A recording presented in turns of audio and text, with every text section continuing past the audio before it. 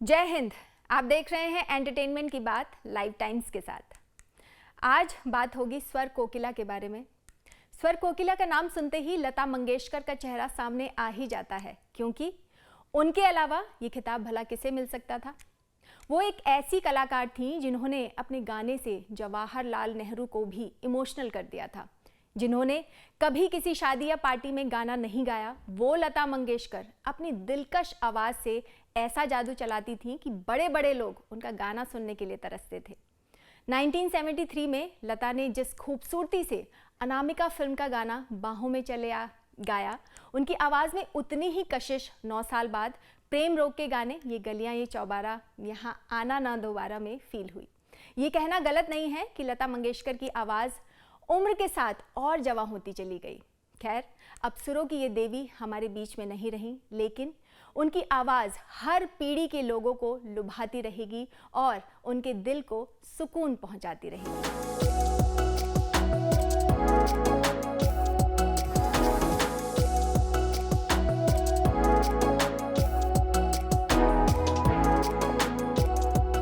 जिस उम्र में बच्चियां गुड्डे गुड़ियों से खेलती हैं, उस उम्र में लता मंगेशकर ने वो हुनर दिखाया कि उनके पिता भी हैरान रह गए।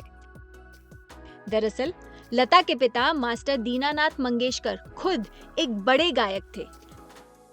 लता अक्सर घर पर अपने पिता को गाते हुए देखती थी, लेकिन पिता के सामने कभी उनकी गाने की हिम्मत नहीं हुई। नसरीन मुन्नी कबीर की किताब लता मंगेशकर इन हर ओन वॉइस में खुद लता बताती हैं कि एक बार मेरे पिता अपने किसी शिष्य को राग पूरिया धनाश्री सिखा रहे थे।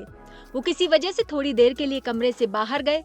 उस वक्त लता कमरे के बाहर ही खेल रही थीं। लड़के को गाता सुनकर लता को लगा वो ठीक से नहीं गा रहा है। उसके पास जाकर उन्होंने गाकर बताया कि इस तरह से गाया जाता है। जब लता गा रही थी, तभी उनके पिता वापस आए और दरवाजे की ओर से बेटी को सुनने लगे। उन्होंने अपनी पत्नी को इशारे से बुलाया और कहा, हमें पता ही नहीं था कि घर में इतनी अच्छी सिंगर है। अगली सुबह दीनानाथ ने बेटी लता को 6 बजे जगाया और कहा, तानपुरा उठाओ, आज से तुम्हारी ट्रेनिंग शुरू। उस वक्त लता मंगेशकर की उम्र सिर्फ 5 साल थी। – 1943 में 14 साल की उम्र में लता मंगेशकर कोल्हापुर से मुंबई एक शो के सिलसिले में आईं। उनके चाचा कमलनाथ मंगेशकर मुंबई में ही रहा करते थे। 14 साल की उम्र में लता मंगेशकर सिर्फ यही सोच रही थीं कि कैसे वो अपने पिता के नाम को आगे बढ़ाएं, क्योंकि उनके पिता का साल भर पहले ही निधन हुआ था। फिर जब लता स्टेज पर चढ़ी तो कमाल ही कर दिया। वो दिन था जिसके बाद लता मंगेशकर ने कभी पीछे मुड़कर नहीं देखा। इसके बाद उन्होंने 36 अलग अलग भाषाओं में गाने गाए। उनके हजारों गाने हिट हुए। एक बार तो उन्होंने अपने गाने से पूर्व प्रधानमंत्री जवाहरलाल नेहरू तक को रुला दिया था। वो भी तब जब नेहरू के बारे में मशहूर था कि वो ना खुद रोते थे और ना ही उन्हें किसी और का रोना पसंद आता था। मगर जब 1963 में लता मंगेशकर ने कवि प्रदीप का लिखा गीत ऐ मेरे वतन के लोगों गाया, तो नेहरू जी अपने आंखों के आंसू नहीं रोक पाए। इतना ही नहीं, उन्हें लता का गाना इतना पसंद आया कि शो खत्म होने के बाद पंडित नेहरू ने लता को अपने पास बुलाया और कहा, तुमने मेरी आंखों में आंसू ला दिए। और इसके बाद ये कहते हुए उन्होंने लता को गले लगा लिया। इसके फौरन बाद HMV ने लता मंगेशकर की आवाज़ में इस गाने को रिकॉर्ड करवाया और मार्केट में लॉन्च कर दिया। ये गीत आज भी सुना और सराहा जाता है।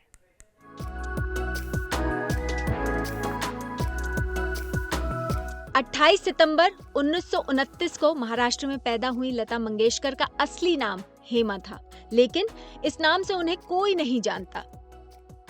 दरअसल लता मंगेशकर ने अपने पिता के एक प्ले में काम किया जिसमें उनके कैरेक्टर का नाम ललिता था।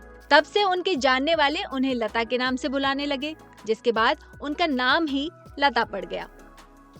वैसे ये बात भी कोई नहीं जानता होगा कि लता ने गाने से नहीं बल्कि एक्टिंग से बॉलीवुड में अपना करियर शुरू किया था। 13 साल की उम्र में पिता को खोने के बाद लता ने फिल्मों में छोटे मोटे रोल करना शुरू कर दिया, लेकिन ना तो उन्हें मेकअप भाता और ना ही एक्टिंग में रस आता। इतना ही नहीं, 1943 में कोल्हापुर में एक फिल्म की शूटिंग चल रही थी। इसके लिए मशहूर सिंगर नूरजहां गाना रिकॉर्ड कर रही थी। उसी फिल्म में लता छोटी बच्ची का रोल कर रही थी। तभी फिल्म के प्रोड्यूसर ने लता को नूरजहां से ये कहते हुए मिलवाया कि ये बच्ची भी अच्छा गाना गाती है। नूरजहां ने कहा, अच्छा तो फिर सुनाओ कुछ। लता ने ऐसा गाना सुनाया कि खुश होकर नूरजहां बोली, बहुत अच्छा गाती हो, रियाज करती रहना, बहुत आगे तक जाओगी। कुछ सालों बाद लता की जिंदगी में म्यूजिक डायरेक्टर उस्ताद गुलाम हैदर की एंट्री हुई, जिन्हें लता की आवाज बेहद पसंद आई। गुलाम हैदर लता को लेकर डायरेक्टर्स के पास गए। उस वक्त लता की उम्र 19 साल की रही होगी। उनकी आवाज काफी पतली थी, इस वजह से लोग उनकी आवाज को रिजेक्ट कर दिया करते थे। मगर गुलाम हैदर को लता पर पूरा भरोसा था। उन्होंने फिल्म मजबूर में लता से मुनव्वर सुल्ताना के लिए प्लेबैक करवाया। गुलाम हैदर लता से अक्सर कहा करते थे, तुम एक दिन बड़ी कलाकार बनोगी। आज जो लोग तुम्हें नकार रहे हैं, वही तुम्हारे पीछे भागेंगे। अजीब बात है ना कि जिन दो बड़े कलाकारों ने लता का टैलेंट पहचाना, वो दोनों ही बंटवारे के बाद पाकिस्तान चले गए। मगर लता के लिए गुलाम हैदर और नूरजहां की कही बात सच हो गई।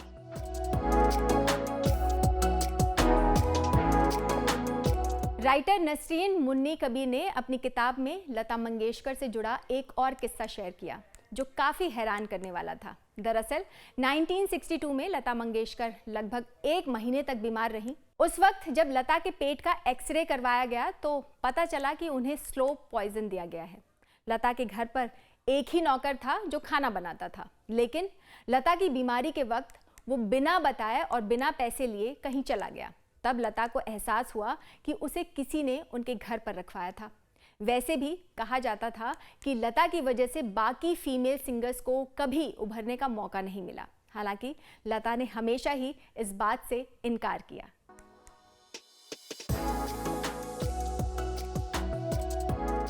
साल 1948 में जब फिल्म महल रिलीज हुई तो गीता रॉय को छोड़कर लता मंगेशकर की सभी कॉम्पिटिटर्स, जिसमें शमशाद बेगम, पारुल घोष और ज़ोहराबाई अंबालावाली शामिल थी, वो एक एक करके उनके रास्ते से हटती चली गई।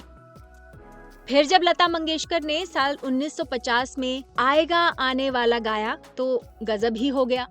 इसके बाद उन्हें काम की कभी कमी नहीं हुई। खैर, तब ऑल इंडिया रेडियो पर फिल्म के गाने बजाने पर बैन था, इसलिए भारत के लोगों ने लता की आवाज पहली बार रेडियो गोवा पर सुनी। आपको बता दें कि तब गोवा पुर्तगाल के कब्जे में था। 1961 में उसे भारतीय सेना ने आजाद करवाया था। खैर, लता मंगेशकर इतनी सुरीली थीं कि कभी-कभी बड़े सिंगर्स को उनसे जलन हो जाया करती थी। ऐसा ही एक किस्सा है। दरअसल अपने जमाने के मशहूर शास्त्रीय सिंगर पंडित जसराज एक बार गुलाम अली खान से मिलने के लिए अमृतसर गए। दोनों बातें ही कर रहे थे कि ट्रांजिस्टर पर लता का गाना ये जिंदगी उसी की है जो किसी का हो गया बजा। दोनों चुपचाप गाना सुनने लगे। जब लता का गाना खत्म हुआ तो खान साहब बोले, कमबख्त, कभी बेसुरी होती ही नहीं।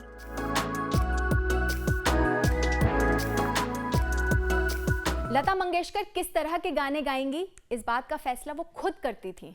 उस दौर में किसी फीमेल सिंगर के लिए ऐसा रुतबा रखना बड़ी बात थी। भले ही अपने करियर में लता मंगेशकर ने कई अवार्ड्स जीते हैं, लेकिन हैरानी की बात है कि 1958 तक फिल्म फेयर अवार्ड में बेस्ट सिंगर के लिए कोई कैटेगरी ही नहीं थी। लेकिन लता की एक जिद ने फिल्म फेयर को भी मजबूर कर दिया। दरअसल साल 1957 में शंकर जयकिशन को बेस्ट डायरेक्टर का अवार्ड मिलने वाला था।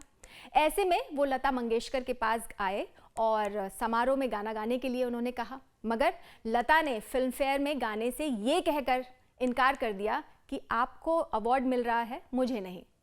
वो लोग बेस्ट सिंगर को अवार्ड नहीं देते। अपने ऑर्केस्ट्रा ग्रुप से कहिए कि बिना सिंगर के धुन बजाएं।